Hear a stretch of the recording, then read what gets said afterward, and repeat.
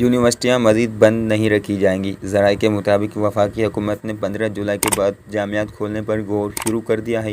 تفصیلات کے مطابق وفاقی حکومت نے فیصلہ کیا ہے کہ جامعات مزید بند نہیں رکھی جائیں گی۔ حکومت نے HEC کو باضابطہ طور پر آگاہ کر دیا۔ بتایا گیا ہے کہ حکومت نے 15 جولائی کے بعد جامعات کھولنے پر غور شروع کر دیا ہے۔ HEC جامعات سے مل کر پالیسی خود بنائیں گے۔ ذرائع کا کہنا ہے کہ chairman higher education commission HEC نے جامعات کے وائس چانسلر سے ویڈیو لنک پر اجلاس کے دوران بتایا ہے کہ اب مزید یونیورسٹیاں بند نہیں رکھی جا سکتیں۔ دوسری جانب محکمہ اسکول ایجوکیشن نے اسکول کھولنے کے SOPs اور تجاویز کی تیاری شروع کر دی ہے۔ اس حوالے سے ذرائع نے بتایا ہے کہ پہلے مرحلے میں 9ویں 10ویں جبکہ دوسرے مرحلے میں 5ویں اور 8ویں جماعت کے طلباء کو اجازت دینے پر غور کیا جا رہا ہے۔ اسکولوں کے اوقات کار 3 گھنٹے اور لازمی مضامین پڑھانے کی تجاویز پیش کی جائیں گی۔